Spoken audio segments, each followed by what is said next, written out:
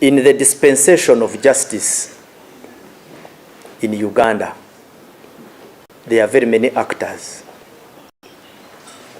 The first is the law enforcement body, particularly the Uganda Police Force. We play our part. From our perspective, if we suspect you to have committed an offense, and a very particular offense, we shall arrest you and we shall propose these, because we bring certain facts before the office of the DPP. Now it is you are likely to go free, but by the time the charge is sustained, then it means there is water in what we are saying. That is one. Two, for any charge brought against, it must be in respect to a written law. If it is inciting violence, in the first place, that offense must exist within statute books. So we charge persons in line with written laws. So I hope that one is clear, that the onus to tell whether you are worth a charge or not at the end of the day does not lie in the police hands alone. So there are checks and balances as you are being taken through the justice ladder.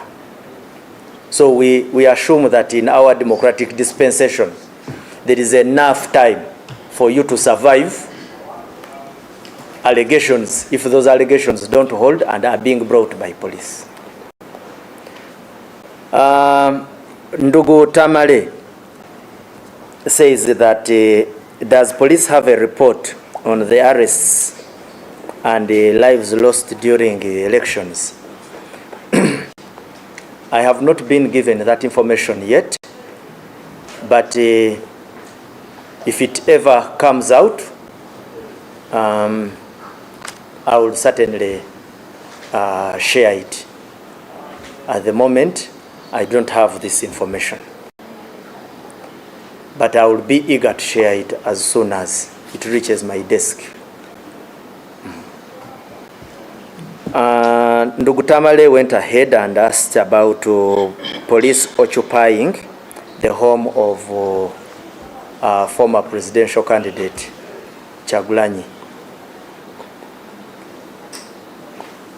We are still having presence around the precincts of his home, like I shared earlier, and I have also shared before that we are doing it for security reasons, in the interest of the security of the country. The question as to what offense has he committed? If he commits a very particular offense, like I said earlier when I was talking about these issues, we would certainly either invite him to police or arrest him and take him to court. But at the moment, just know that they are very specific operational postures around his premises in the interest of national security. Tamare asked about whether there is a curfew. There is no curfew. There is no curfew. A curfew is a highly restrictive measure on movement of persons. We are not having curfews around. What we are having are spot checks in the interest of security and in line with the execution of our duties. Under the law, the police is allowed, the police has the powers to stop any person and check you, and out of that check, I would like to further bring to your attention that police can further make arrests arising from that check, can also do seizures and impoundment of items in the interest of an investigation or something that could have been identified arising out of that snap or stop check. We appeal to you to continuously remember the powers of the police.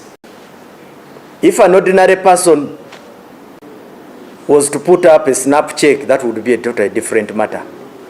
But if it is police, and Uganda police in particular, we have that power.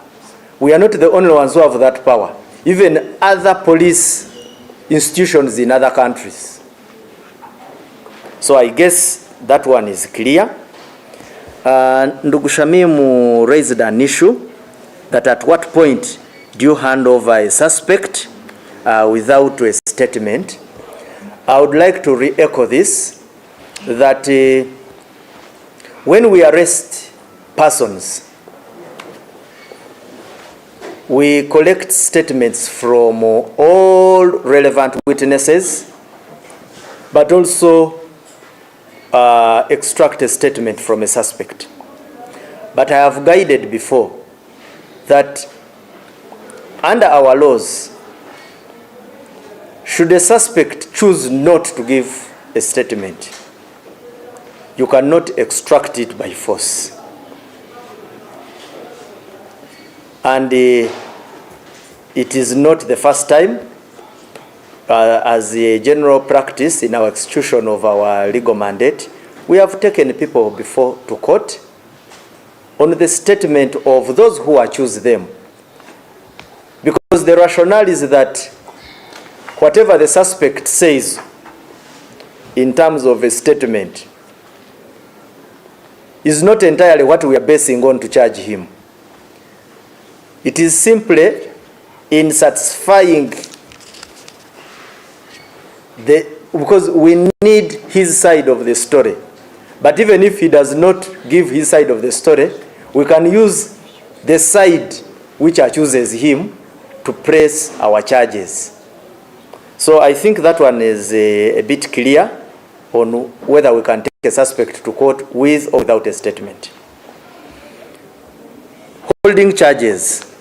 Yes, in our, although I don't want to become a legal gymnast here, but it is common, we can always have a holding charge and on a suspect, and further these charges can be extended with the office of the DPP, but they can also be amended. Sometimes charges are amended when new pieces of evidence emerge, or when in a closer scrutiny of the facts brought before a prosecutor, he finds it in his or her wisdom to amend those charges. And sometimes to ensure that there is a quick dispensation of justice. So that one happens. So is the incitement of violence part of the a holding charge? Yes. I do not know as where it has been used as a holding charge, but I am saying that should it happen that on day one you are charged with inciting violence, and on day two the prosecutor finds it necessary to amend them, he will always amend them. It is not a very usual practice. It is circumstantial. Yes. Ndugu Jingo raises the issue of I think this was a report from our Directorate of Health Services. Yes, about the unclaimed bodies. And your concern is how we try as much as possible to have these bodies identified. Yes, we do. when we register a fatality at a crime scene, we convey the deceased or the remains of the person to the mortuaries in Uganda. We also engage communities. Now, there are, of course, unclaimed bodies for various reasons. Specifically, we have encountered unclaimed incidences of unclaimed persons. Let's say with the persons of mental disability. If I may use just a local description, you usually call them abalalu. So you find that there has been a person of mental disability living on the streets of Kampala for the last 20 years. Of course, the first assumption is that if that person had people, they would have collected him from the streets. But they are people of mental disability, whom you call abalalu, who have been on streets for 20 years. Now, when that person passes on, we convey the body to the city Mogu. Now, just like he has never been claimed in the last 20 years, he will still not be claimed after he has been delivered. So such a person most likely is going to end up being buried in a city mortuary. There are also suspected criminals. You find somebody coming, he causes mayhem on a certain village, and he's not known on that village.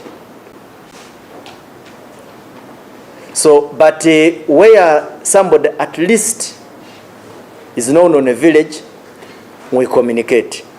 We have a very frequent engagement with the public through